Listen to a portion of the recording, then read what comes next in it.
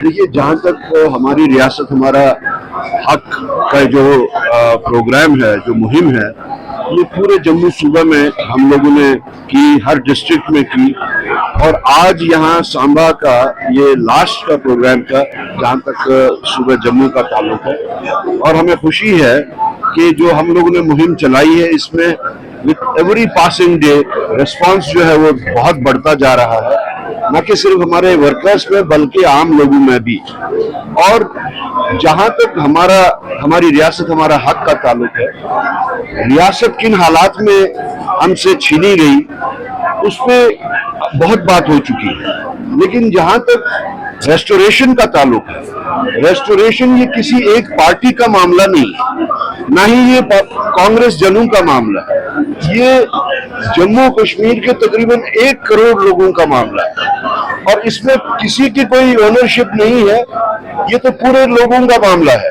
तो इसमें हमने कल भी असेंबली में जिसमें बजट में तकरीर की, तो उसमें हमने ओपन ऑफर सारी पॉलिटिकल पार्टीज को दी कि लेट अस यूनाइट टुगेदर। ये हमारा कॉमन काज है। हमें आगे आने वाली नस्लों के वास्ते भी सोचना है कि अगर आज हम चूक गए, अगर आज हमारी रियासत का दर्जा वापस नहीं मिला, तो आने वाली नस्लें जो है वो हमसे ज्यादा नुकसान उठाएंगी। तो सारी पॉलिटिकल पार्टीज ने उस पे हमें जो है रिस्पॉन्ड भी किया, लेकिन सिर्फ बीजेपी की तरफ से कोई रिस्पॉन्स नहीं आ रहा। हम नहीं समझते, हमारी समझ में ये नहीं आ रहा कि वो रियासत का दर्जा वापस लाने के हक में है या नहीं है। क्योंकि एक साइड से उनके प्राइम मिनिस्टर साहब, उनके होम मिनिस्टर साहब बार बार ये दोहराते हैं, उन्होंने पार्लियामेंट के अंदर भी, पार्लियामेंट से बाहर भी जम्मू कश्मीर आए वो कैंपेनिंग करने के वास्ते, अपनी पार्टी के वास्ते।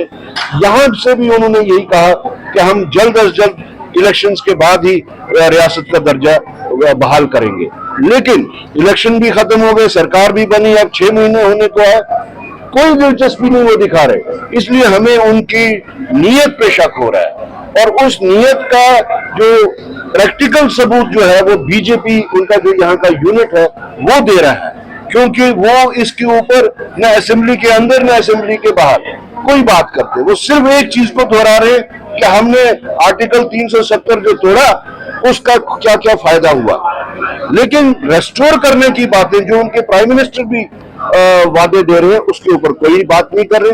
तो हम अपने सतह पे पूरी रियासत जम्मू कश्मीर, रियासत तो हमने हासिल करनी है, जम्मू कश्मीर के हर कोने में ये प्रोग्राम पहुंचाएंगे। जम्मू सूबा हमारा हो गया, बाकी मामला है। दूसरा हमारा जो राउंड होगा वो ब्लॉक सतह पे होगा, यही हमारा रियासत हमारा है। एक दूसरी बात जो इम्पोर्टेंट बात है, हाँ बिलावर की बात, देखिए हम कई महीनों से कहते आ रहे हैं, बल्कि कहें तो कांग्रेस पार्टी तो कई सालों से कहती आ रही है कि जो बीजेपी यहाँ के अमन अमान का माहौल जो दुनिया में बेच रही है, मुल्क में बेच रही है, वो सरियन गलत है, सरियन झूठ है। हम बार बार चेतावनी देते आए कि जो हालात आप लोग बता रहे हैं यहाँ पे वो हालात नहीं है। यहाँ अभी भी लोग दबाव और धौंस में है। मिलिटेंसी जिसका आप बार बार ये दावा कर रहे हो कि वो खत्म हो चुकी है, वो नहीं है। सिर्फ अपने इलेक्शंस के वास्ते वो ऐसी बातों को दोहराते हैं। अगर ऐसा नहीं है, जिस जम्मू को कांग्रेस सरकार या इससे पहले भी जो एलजी एडमिनिस्ट्रेशन से पहले भी जो सरकार थी, इवन उन तक ने भी जम्मू को मिलिटेंसी फ्री कर दिया था। लेकिन आप देख रहे हैं खासतौर से चंद महीनों से मिलिटेंसी फिर से जम्मू शिफ्ट हो चुकी है। वो एक जगह टिकी नहीं है, वो राजौरी में भी है, वो कठुआ में भी है, वो रियासी में भी है। जहां भी उनको अपनी मर्जी से जहां स्ट्राइक करना होता है, वो कहते हैं ना, they strike eight there will.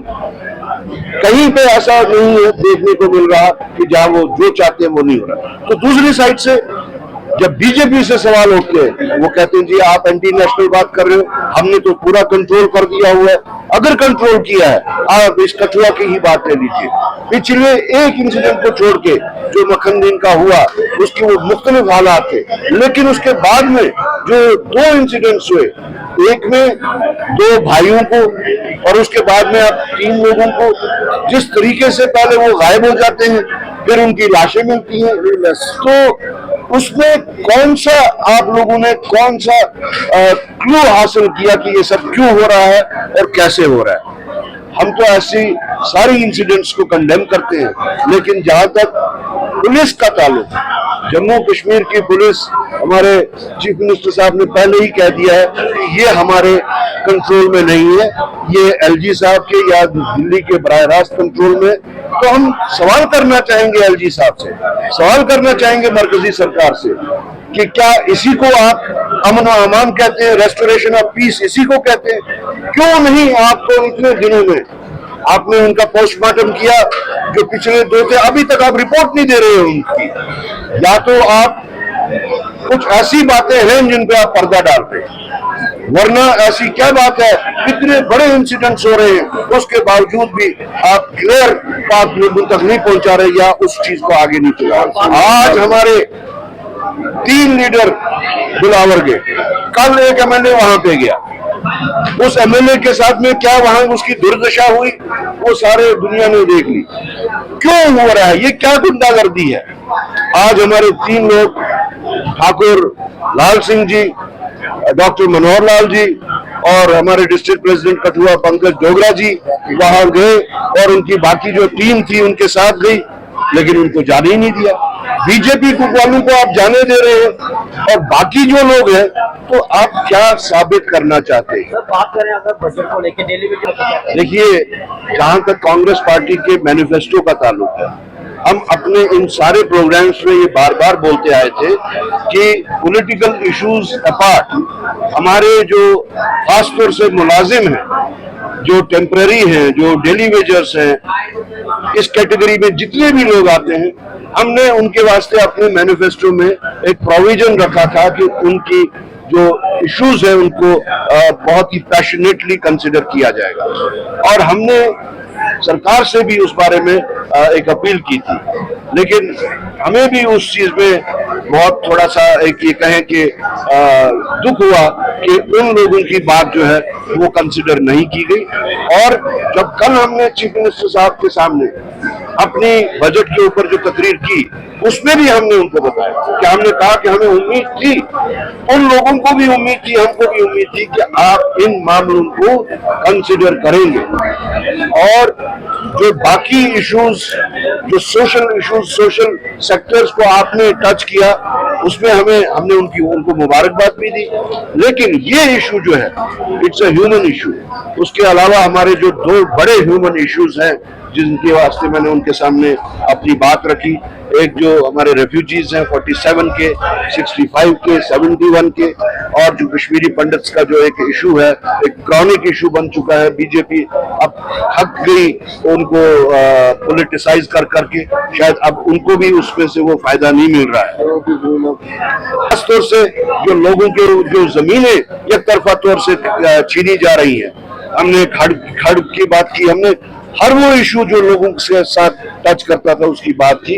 अब आगे चीफ मिनिस्टर साहब ने उसका जवाब देना है। मुझे पूरी उम्मीद है कि जो बातें मैंने उनके सामने रखी अपनी तकरीर में, उसका हमें जवाब भी मिलेगा।